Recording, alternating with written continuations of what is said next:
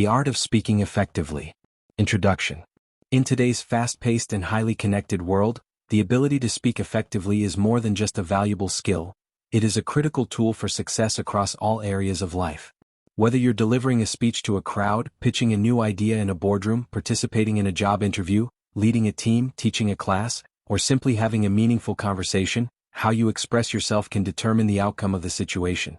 The art of speaking effectively delves deep into the nuances of communication, revealing that effective speaking is not merely about talking or using eloquent words.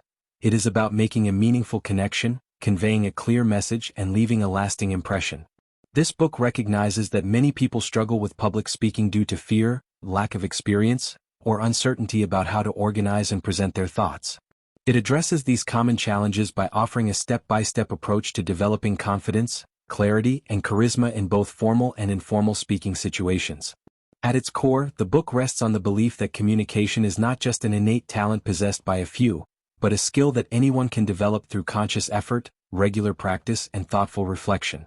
Drawing from psychology, classical rhetoric, modern presentation techniques, and real-life examples, the author illustrates how successful speakers adapt their messages based on the audience, purpose, and context, allowing for more persuasive, engaging, and impactful communication. The introduction of the book also touches on how speaking is both an art and a science. It involves creativity and emotion as well as structure and technique. Just as an artist paints with intention and a musician plays with rhythm, an effective speaker must learn to use voice modulation, gestures, eye contact, pauses, and storytelling to enhance their message. The book argues that we live in a world where attention is fleeting, distractions are many, and trust must be earned quickly. So speakers need to command attention within the first few seconds and sustain it through authenticity, relevance, and passion.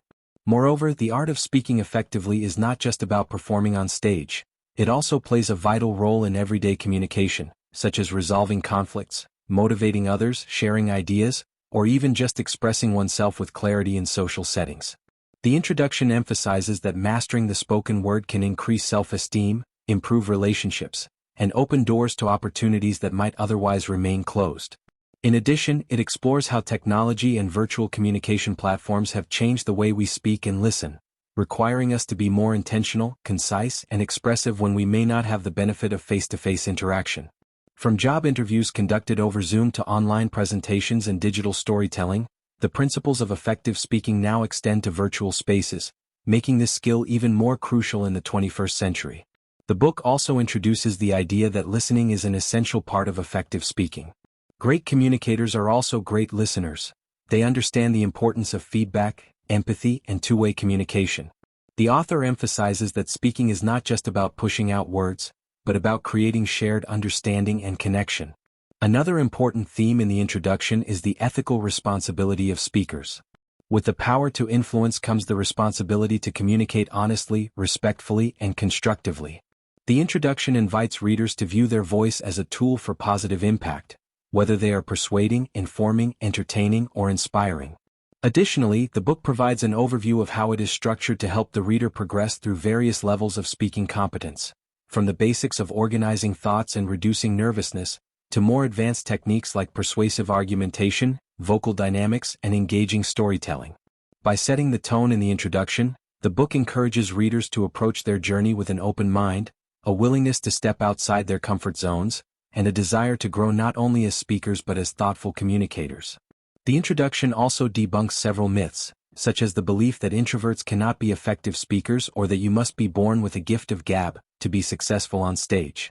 Through practical insights and motivating guidance, it reassures the reader that with the right mindset and tools, transformation is not only possible but inevitable. Overall, the introduction to the art of speaking effectively serves as an inspiring call to action for anyone who has ever felt held back by fear, doubt, or a lack of training in speaking. It paints a clear picture of the rewards that come from mastering this art: greater influence, stronger relationships, increased self-assurance, and the ability to make a real difference with your words. As the book unfolds, it promises to be a companion, coach, and motivator on the reader's journey toward becoming a more powerful and purposeful speaker, both on stage and in everyday life. Chapter 1: The Power of Effective Speaking sets the foundation for the entire book by illustrating the immense influence that strong communication skills can have on every area of life, personal, academic, and professional. It begins by emphasizing that the ability to speak effectively is not just a valuable asset, but often the difference between success and failure in critical moments.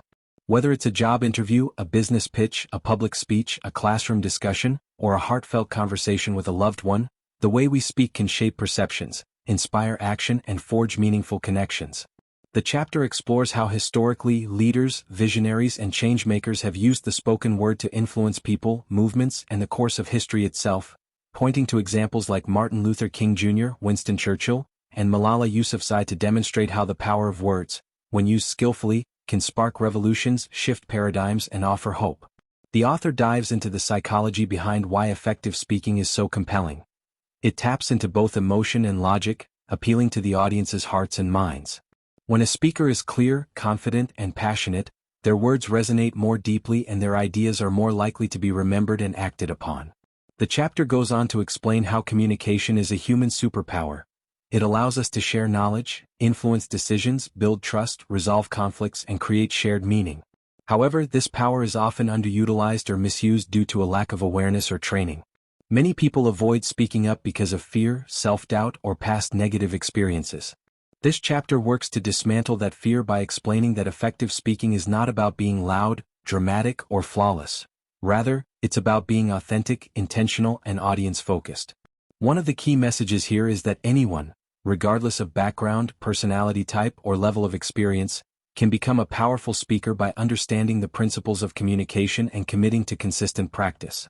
The chapter also discusses how effective speaking boosts confidence, not only in public scenarios but in everyday life. People who express themselves clearly are more likely to get their needs met, be taken seriously, and develop leadership qualities. This confidence becomes cyclical. The more you speak and succeed, the more empowered you feel to take on greater speaking challenges. In addition, the chapter highlights how strong communication can significantly enhance career opportunities.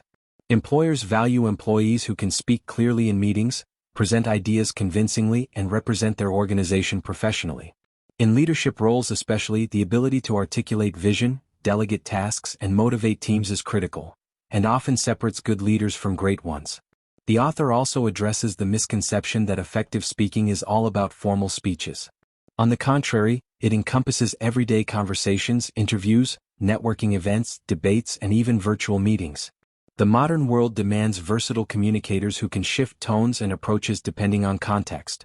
As such, the chapter touches on how speaking skills are more important than ever in the digital age, where clear verbal expression can cut through noise, misinformation, and superficiality to create real connection. Furthermore, the author presents effective speaking as an ethical responsibility.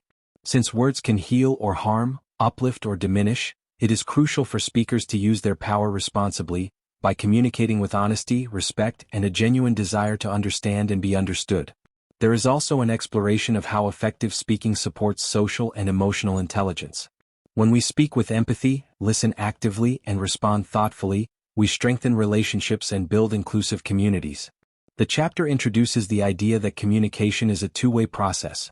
Great speakers are also great listeners, able to read their audience's reactions and adjust their message accordingly. This adaptability is one of the keys to speaking effectively in dynamic situations. Another important idea presented is that speaking well requires mental clarity. If your thoughts are disorganized or your purpose is unclear, it will reflect in your words. Therefore, organizing your message, understanding your audience, and setting clear goals are fundamental steps to becoming more effective in your communication. The author emphasizes the importance of purpose, knowing why you are speaking and what you hope to achieve, whether it's to inform, persuade, inspire, or entertain. The chapter includes real-life anecdotes and case studies to illustrate these points, showing how individuals who were once nervous or tongue-tied transformed their lives through better speaking skills. Whether it's a student finding their voice in the classroom or an entrepreneur winning investors through a compelling pitch, these examples reinforce the idea that the power of speaking is accessible to all. By the end of the chapter, readers are encouraged to reflect on their current speaking habits and identify the moments in their lives where stronger communication could have made a difference, or did make one. They are asked to consider how different their personal and professional lives could be if they mastered this skill, and how much untapped potential lies within their voice. The tone of the chapter is motivational, aiming to light a spark in readers who may have doubted their ability to speak well or underestimated the value of this skill. It positions effective speaking not as a luxury but as a necessity, a skill that shapes how others perceive us, how we perceive ourselves, and ultimately how we navigate the world. The chapter concludes by setting the stage for the rest of the book, promising practical tools, exercises, and insights that will guide the reader step by step toward becoming a more confident, influential, and authentic speaker in any situation. Chapter 2, Understanding Your Audience, dives into one of the most essential yet often overlooked aspects of effective communication: the ability to connect with your listeners by truly knowing who they are. This chapter begins by establishing a fundamental truth. No matter how polished your delivery, how structured your speech, or how powerful your message is, it will fall flat if it doesn't resonate with the people you're speaking to. Communication is not just about speaking. It's about connecting, and connection requires empathy, awareness, and intentional design of your message. The author stresses that every audience is different, whether you're speaking to a classroom, a boardroom, a community group, or a virtual forum. Each has its own unique blend of demographics, values, experiences, and expectations. Therefore, effective speakers must treat every speaking engagement like a tailored experience, rather than a one-size-fits-all performance. The chapter outlines several critical dimensions to consider when analyzing an audience, such as age, education level, cultural background, profession, interests, and even emotional state. For instance, what resonates with a group of high school students may not work with senior executives, and a formal, data-driven approach may disengage a creative audience looking for stories and inspiration. Beyond demographics, the chapter emphasizes the importance of psychographics, understanding what your audience believes, fears, values, and aspires to. These deeper insights allow you to craft messages that don't just inform but also inspire and persuade. The author explains that the most effective speakers are audience-centered. They don't just ask, "What do I want to say?" but rather, "What does my audience need to hear and how do they need to hear it?" This shift in mindset is transformative. The speaker becomes less focused on performing and more focused on serving, listening, and adapting. The chapter offers tools and techniques for audience analysis, such as conducting surveys beforehand, asking questions, studying the setting, and observing body language and energy levels during the interaction. Even in impromptu situations, quick observation and thoughtful listening can guide you in adjusting your message in real time. The author provides examples of famous speakers who mastered this skill, people like Barack Obama and Oprah Winfrey, who read their audiences with precision and adjusted their tone, vocabulary, and delivery style to create intimacy, trust, and engagement. The chapter also dives into how context influences an audience's mood and expectations. For example, a speech given during a crisis will need a much different tone and structure than one given at a celebration. The timing, location, and occasion all color how your message will be received, so understanding the emotional climate is crucial. Furthermore, the book discusses the danger of assumptions. Many speakers fail because they assume too much about their audience, assuming knowledge they may not have or assuming agreement on values or opinions. This can lead to miscommunication, alienation, or even offense. Instead, the chapter encourages humility and curiosity, suggesting that great communicators approach each audience as a new landscape to be explored. It also emphasizes the importance of inclusion and sensitivity, especially in diverse or multicultural settings, where words, humor, gestures, or examples may carry different meanings. Knowing your audience helps you avoid unintentional missteps and allows you to communicate with greater respect and effectiveness. Another key idea in the chapter is the concept of audience engagement.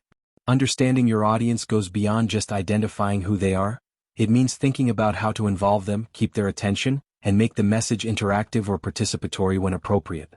The chapter covers engagement strategies like asking rhetorical questions, telling relevant stories, referencing shared experiences, using humor appropriately, or even involving the audience directly through questions or activities. The goal is to transform passive listeners into active participants, which leads to better retention of the message and a more powerful experience overall. The chapter also discusses the difference between internal and external audiences. For example, speaking to your own team at work is very different from speaking to potential customers or stakeholders. Internal audiences may need alignment and motivation, while external audiences may need education and persuasion. Each requires a different emotional tone and strategic objective. The author urges readers to be intentional about their goals. Are you trying to inform, inspire, challenge, reassure, or provoke thought? Matching your intent with your audience's expectations is the sweet spot of effective communication. The chapter includes a variety of real-world scenarios, such as a teacher adapting a lesson for a class with different learning styles, a salesperson tailoring a pitch to clients with varying priorities, or a political leader addressing a divided constituency, to show how understanding the audience leads to better outcomes. These examples highlight that audience awareness is not just about being considerate, it's strategic. When you understand your audience, you know which stories to tell, which metaphors will land, what tone to adopt, how to pace your delivery, and when to pause for effect. You also become better at anticipating objections, answering questions, and addressing concerns before they arise.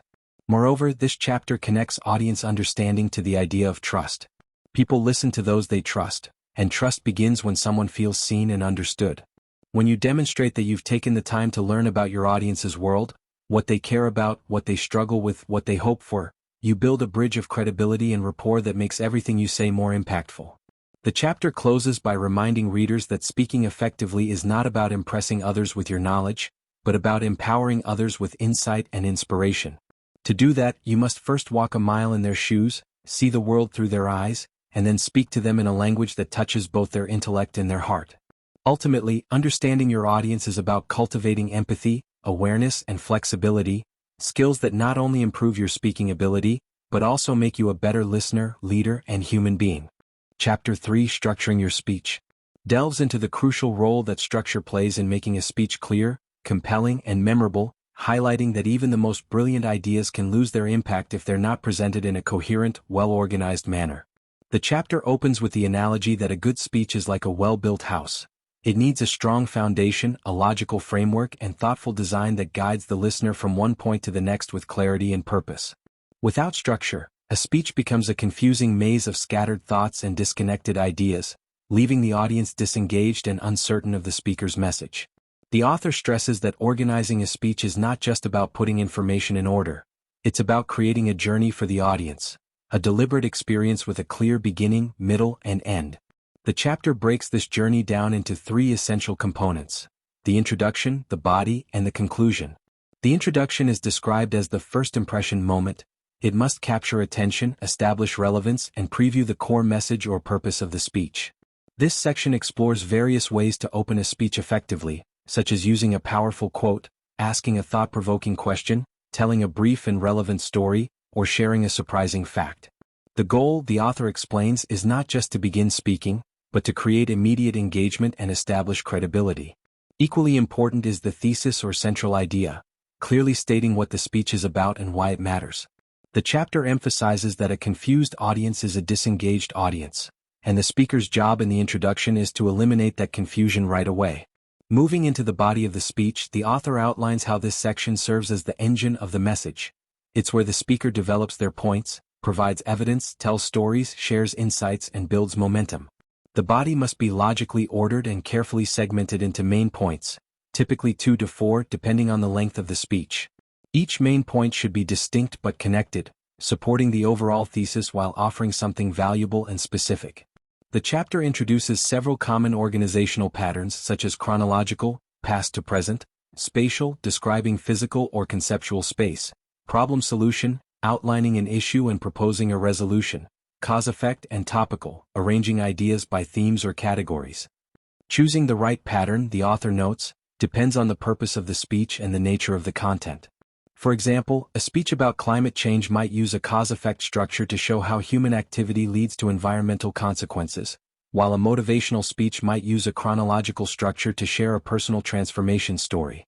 The chapter also discusses the importance of transitions, those brief, often overlooked bridges that guide the audience from one point to another. Transitions, when done well, help maintain flow, reduce confusion, and reinforce the speaker's message. Without them, even well-constructed points can feel jarring or disjointed. Phrases like, "Now that we've explored the problem, let's look at the solution," or, "Another important aspect to consider is," are examples of simple but powerful transitions that keep the audience anchored. Additionally, the chapter emphasizes clarity within the body. Each main point should be explained with supporting details, such as statistics, anecdotes, quotes, analogies, or real-life examples. The author warns against overloading the speech with too much data or drifting off topic, as this can dilute the impact and lose audience attention. Instead, speakers are encouraged to be intentional with their content, asking themselves at each point, "Does this support my main message? Will my audience understand and care about this?" Equally important is the pacing and timing of each section. Spending too much time on one point and rushing through others can throw off the balance of the speech. After thoroughly covering the body, the chapter turns to the conclusion, which is described as the final and often most memorable impression the speaker leaves. A strong conclusion does more than simply wrap things up. It reinforces the core message, provides a sense of closure, and often calls the audience to action or reflection. The author highlights the concept of the echo, where the conclusion circles back to something from the introduction, such as restating the opening quote or revisiting the story with new insight, to give the speech a sense of unity and completeness. The conclusion should not introduce new ideas but should crystallize the key takeaway, leaving the audience with a clear understanding of what to remember or what to do next. The chapter also encourages speakers to end with strength and confidence, whether through a bold statement, a call to action, or a poignant closing line that lingers in the minds of listeners. Beyond the introduction body conclusion framework, the chapter touches on how structure serves different speech types. For informative speeches, structure aids in clarity and retention. For persuasive speeches, it helps build logical progression and emotional momentum. For ceremonial speeches, such as eulogies or toasts, structure adds grace and meaning. The author also discusses how structure benefits the speaker psychologically. Having a clear plan reduces anxiety, boosts confidence, and allows for more natural delivery. Speakers who know their structure can stay focused even if they forget a line or face an unexpected interruption. Furthermore, the chapter addresses the importance of rehearsal in reinforcing structure. Practicing the speech aloud helps speakers refine transitions, adjust timing, and internalize the flow so they can speak more naturally rather than reading or memorizing word for word. A structured speech is not rigid. It's flexible, adaptable, and responsive to the audience, but it has a backbone that holds everything together. The chapter concludes with a simple but powerful message. A well-structured speech not only makes your message clearer to your audience, but also makes you, the speaker, appear more credible, prepared, and persuasive. Structure turns ideas into impact. It's not a technicality, it's the key to transforming scattered thoughts into a compelling narrative. As the author puts it, without structure, even great ideas get lost. With structure, even simple ideas can shine. Chapter 4, Voice, Tone, and Body Language, explores the vital yet often underestimated nonverbal components of communication, emphasizing that how we say something is often just as important, if not more so, than what we say. This chapter starts by underscoring the idea that words alone carry limited weight unless they are supported by the speaker's vocal expression and physical presence. The author explains that effective communication is a multisensory experience for the audience, and when voice, tone, and body language are aligned with the message, the result is powerful, persuasive, and authentic expression. The chapter opens by examining the voice as a primary instrument of influence. Its pitch, pace, volume, clarity, and modulation can convey emotions, emphasize key points, and establish authority or vulnerability depending on how it is used. A flat, monotone delivery can make even the most exciting content sound dull and uninspiring, while a varied, expressive voice can bring energy, emotion, and nuance to the message. The author shares practical insights on how to use vocal techniques, strategically slowing down for emphasis, raising or lowering pitch to show emotion, and pausing effectively to let important points sink in. Pausing, in particular, is described as a tool of great power, giving the speaker control over the rhythm of delivery and giving the audience moments to absorb what has been said. Next, the chapter explores the importance of tone, defined not just as a vocal quality, but as the emotional color of the message. Tone reveals the speaker's attitude toward the topic and the audience, whether it is confident, respectful, passionate, humorous, empathetic, sarcastic, or indifferent. The wrong tone can instantly disconnect the audience or even offend them, while the right tone can build rapport, trust, and engagement. For instance, delivering a serious message with a joking tone can create confusion, while using a calm and reassuring tone in a tense situation can bring comfort and credibility. The chapter encourages speakers to develop self-awareness of their natural vocal habits and to practice using tone intentionally to match their message's mood and the audience's emotional state. But vocal delivery alone is only half the picture. The body speaks as loudly as the voice, sometimes louder. Body language, as discussed in this chapter, encompasses facial expressions, eye contact, posture, gestures, and even physical movement. The author emphasizes that our bodies are constantly communicating, whether we're aware of it or not. And when our body language contradicts our words, people tend to believe the nonverbal message.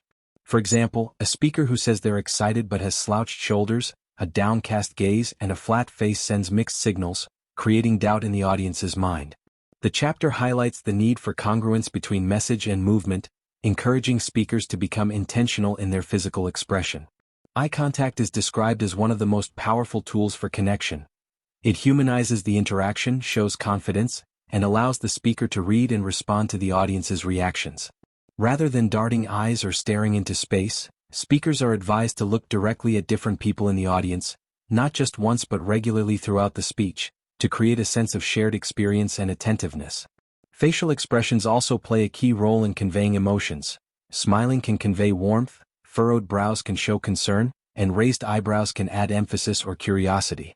The author also breaks down the art of gestures, not robotic hand movements or over-the-top dramatics, but purposeful gestures that reinforce meaning, such as using hands to show size, direction, sequence, or emotion.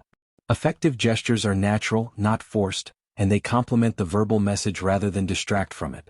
Posture and stance are explored as reflections of inner confidence and presence.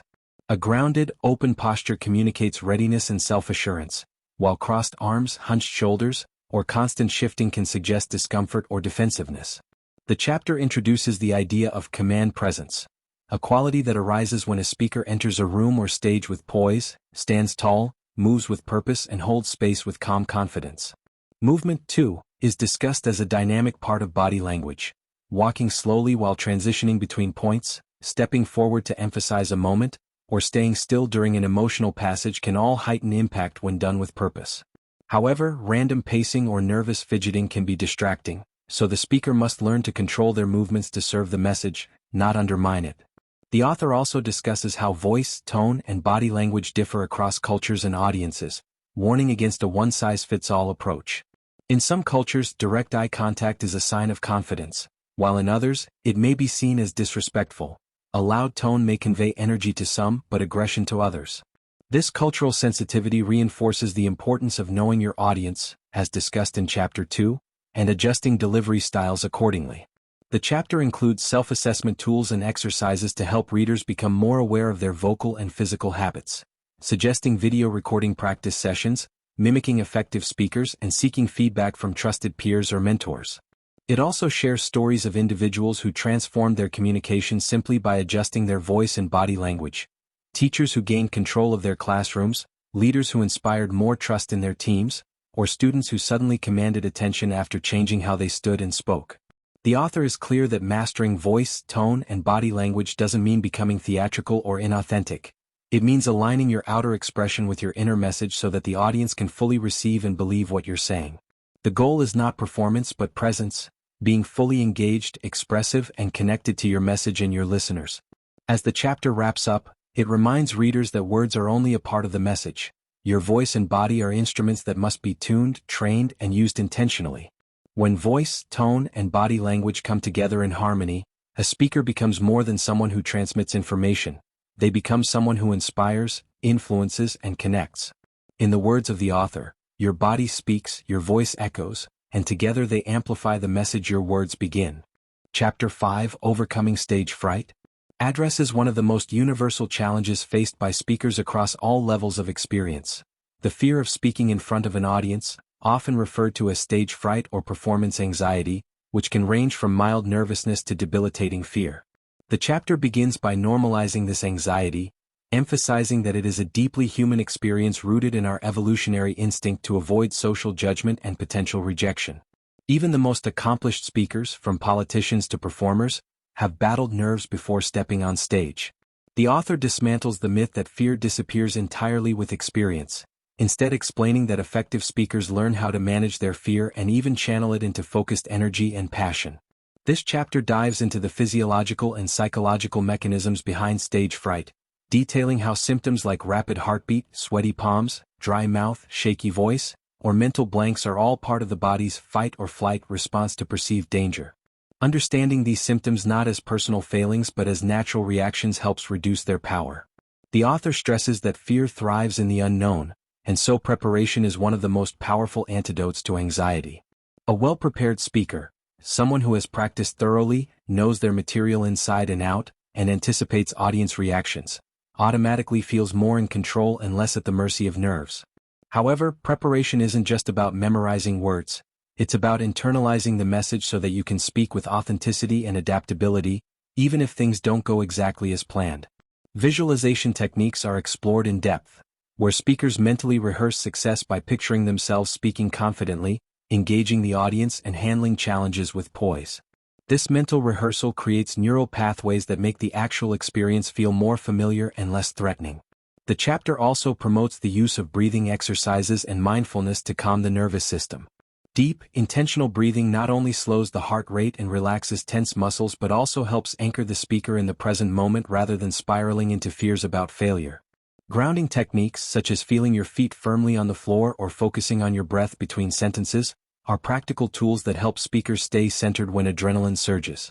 Additionally, the author explains how positive self-talk can combat the inner critic that often fuels fear, replacing thoughts like, "I'm going to mess up," or "everyone will judge me" with affirmations like, "I am prepared, I have something valuable to share, and the audience wants me to succeed."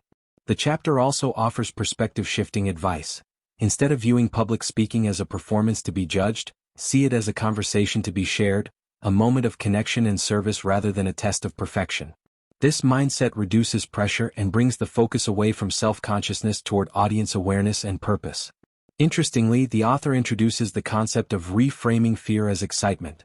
Since physiologically the sensations of fear and excitement are nearly identical, both produce adrenaline, a faster heart rate, and heightened alertness.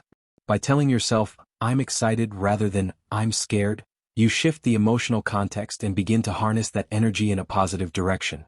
Another useful strategy discussed is desensitization through exposure, gradually putting yourself in situations where you speak to small groups, then larger ones until comfort and confidence grow naturally over time. The chapter is filled with real-life anecdotes of individuals who conquered their fear. A shy student who started by reading aloud to a mirror before joining debate club. A manager who practiced presentations in front of friends before leading a corporate meeting. A nervous bride who overcame trembling hands and cracked voice to give a heartfelt wedding speech. These stories illustrate that growth is incremental, and courage is not the absence of fear, but the willingness to show up despite it. The author also debunks the idea that nervousness must be invisible to be successful. In fact, showing a little vulnerability, acknowledging your nerves with a smile, or pausing to gather yourself, can humanize you and make the audience more empathetic and supportive. People generally root for a speaker who is sincere and honest more than someone who appears robotic or overly rehearsed.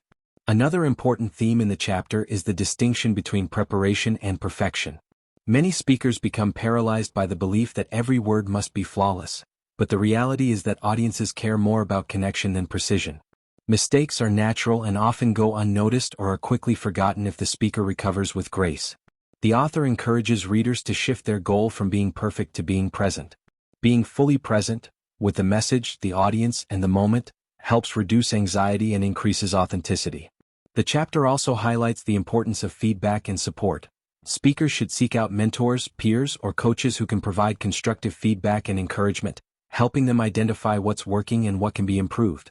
Recording oneself and watching the playback, while uncomfortable at first, is another powerful tool for building self-awareness and confidence.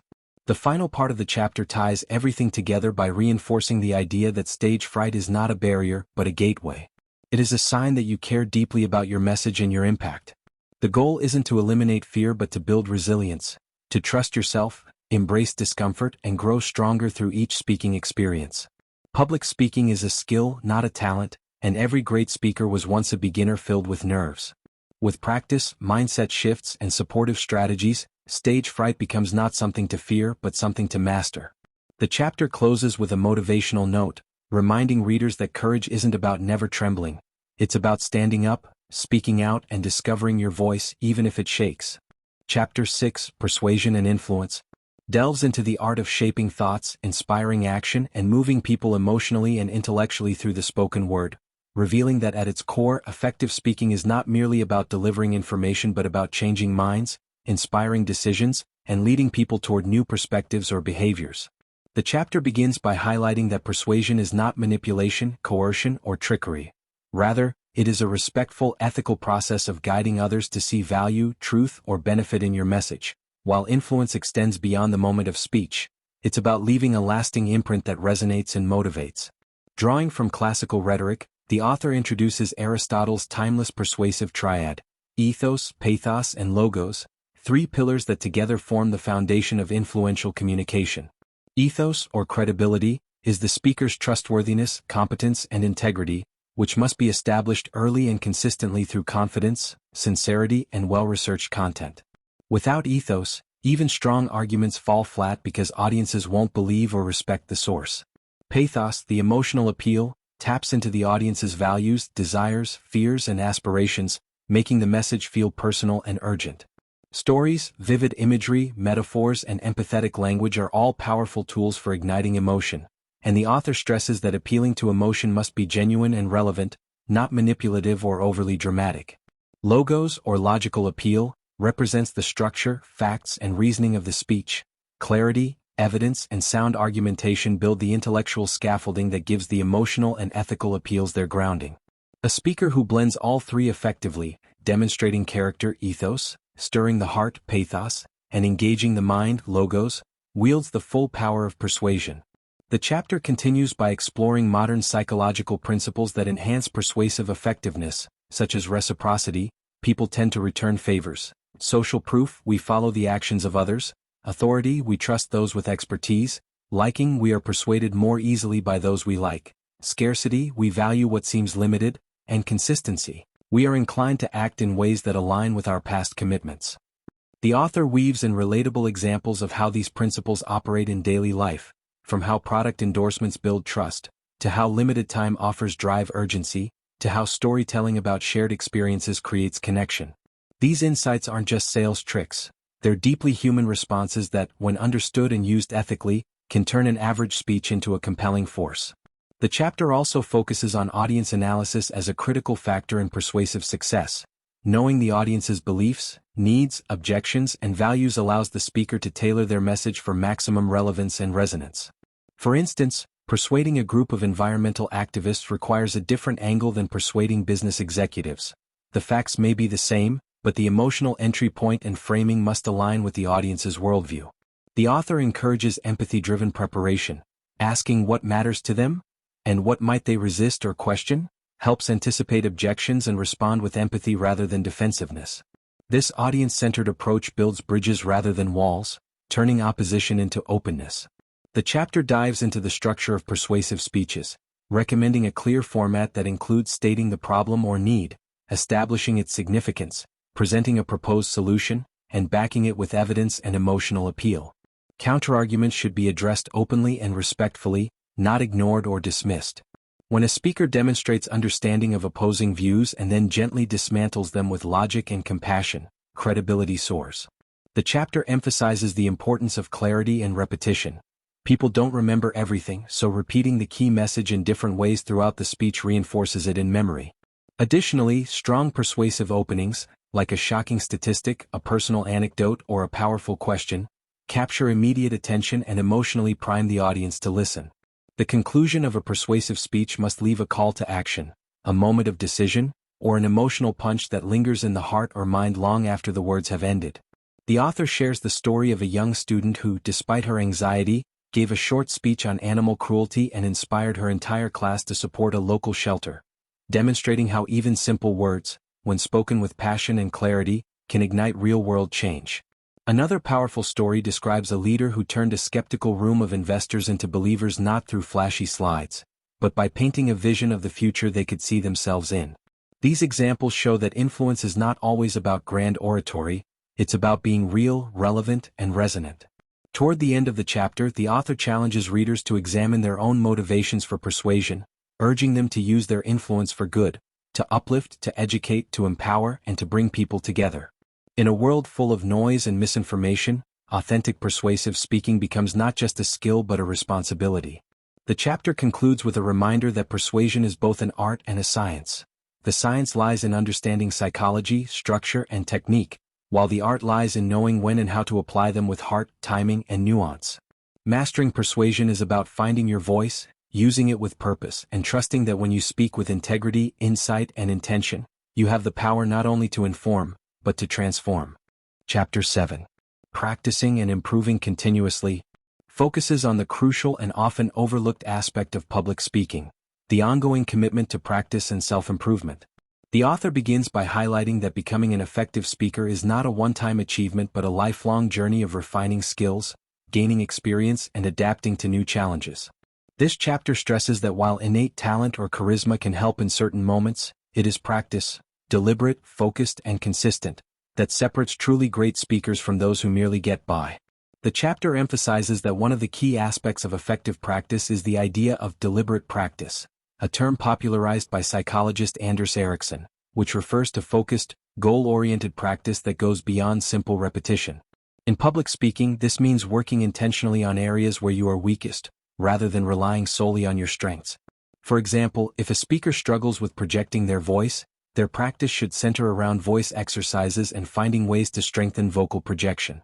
If nervousness is an issue, practicing relaxation techniques and rehearsing speeches in front of smaller audiences can help to reduce anxiety over time. The chapter advises that the best speakers continually push themselves out of their comfort zones, whether that's speaking in front of larger audiences, experimenting with different speech formats, or handling questions that challenge their perspective. The author underscores the importance of feedback in the process of improvement, as self-reflection alone often cannot identify all areas of needed growth. A great speaker is open to constructive criticism from others, whether from mentors, peers, or the audience, actively seeking ways to improve based on that feedback. In this context, the chapter suggests recording speeches and presentations to review later, allowing speakers to critically analyze their performance, including things like pacing, body language, and clarity. An honest self-assessment can reveal unconscious habits that may need to be addressed, such as filler words, e.g., like, you know, or repetitive gestures. To foster improvement, the author recommends setting specific, measurable goals for each speaking engagement, such as improving eye contact with the audience, reducing filler words, or delivering the speech within a set time frame. These goals help speakers measure progress and stay motivated. In addition to external feedback, the chapter emphasizes the power of self-practice through methods like mirroring and visualization. By practicing in front of a mirror, speakers can observe their body language, facial expressions, and overall delivery. Visualization exercises, where speakers imagine themselves succeeding in a speech, feeling confident, engaging the audience, and delivering the message effectively, also contribute significantly to mental preparation, helping to reduce anxiety and reinforce confidence. The chapter also acknowledges that public speaking is an evolving skill. As audiences change and expectations shift, so too must the speaker's approach. The author points out that speakers must stay updated with trends in communication, including technological advancements that affect how speeches are delivered, such as virtual or hybrid presentations, social media engagement, and audience interaction via live chat or polls. The adaptability to various environments, from traditional lecture halls to online webinars, is a vital component of continuous improvement. One powerful aspect of continuous practice discussed in the chapter is the necessity of expanding one's repertoire of speaking styles. Great speakers are versatile, able to shift between different types of speaking engagements, whether delivering a persuasive speech, facilitating a discussion, teaching a class, or hosting a panel. The chapter encourages speakers to experiment with various styles and formats to gain fluency and versatility. By tackling different kinds of speaking engagements, speakers not only refine their skill set but also develop a deeper understanding of how to engage different audiences effectively. Furthermore, the chapter delves into the notion of overcoming complacency, which can be a significant obstacle to continuous improvement. Once a speaker becomes comfortable with their level of performance, they may stop challenging themselves, potentially stagnating in their growth. To counter this, the author advises that speakers set new challenges for themselves regularly, whether it's trying new speech structures, developing a deeper knowledge of the subject matter, or tackling unfamiliar audiences. This constant sense of progression ensures that speakers do not become stuck at one level of competence but continue to grow and evolve throughout their careers. Another key point raised is the importance of maintaining a growth mindset. The author stresses that effective speakers view every speaking opportunity as a chance to learn, not as a pass/fail test. Embracing mistakes as part of the learning process is essential. Great speakers understand that failing in one instance does not define their ability. Rather, they view each failure as a stepping stone toward improvement. The concept of failing forward encourages speakers to analyze mistakes, learn from them, and adjust their approach in future presentations. This mindset also encourages speakers to take risks and try new techniques, knowing that failure is not a permanent setback but an opportunity to innovate and grow. The chapter emphasizes the importance of consistency and perseverance in the practice process. Just like any skill, public speaking requires repeated effort over time to refine the nuances of delivery, content, and audience engagement. The author encourages readers to take every opportunity to speak, whether in small meetings, team presentations, public events, or social gatherings, because each situation offers a chance to practice and develop new skills. Building a habit of practicing regularly, regardless of the size or significance of the audience, reinforces the idea that speaking is an ongoing process of development. The chapter concludes by discussing the concept of mentorship and professional development. The author suggests that great speakers often work with coaches, attend workshops, or participate in speaking groups such as Toastmasters, where they can practice, receive feedback, and interact with others who share similar goals. By continually learning from others, speakers can expand their perspectives, gain valuable insights, and stay motivated on their journey of improvement. In conclusion, the chapter wraps up with a call to action for all aspiring speakers to commit to a lifelong process of practice and learning. The author assures readers that becoming an effective public speaker is not about perfection but about persistence, reflection, and an unwavering dedication to improving.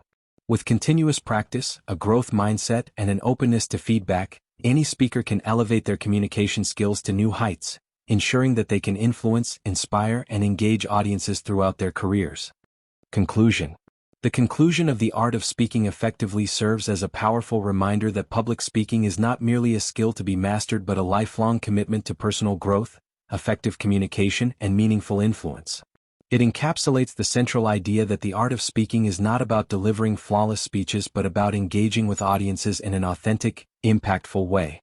The author reinforces that public speaking, like any other skill, can be improved continuously through deliberate practice, self-reflection, and an openness to learning from both successes and failures. Throughout the book, readers have been encouraged to develop a deep understanding of the core elements of effective speaking: clarity of message, emotional resonance, logical structure, and audience awareness. And the conclusion reiterates the importance of integrating these elements in every speaking opportunity. The author emphasizes that the journey of becoming a skilled public speaker is dynamic and ongoing, with each speech serving as both a learning experience and an opportunity to refine one's technique. The conclusion highlights that public speaking is not a one-size-fits-all endeavor. It requires adaptability, flexibility, and a willingness to experiment with new strategies, whether in terms of vocal tone, body language, or speech structure.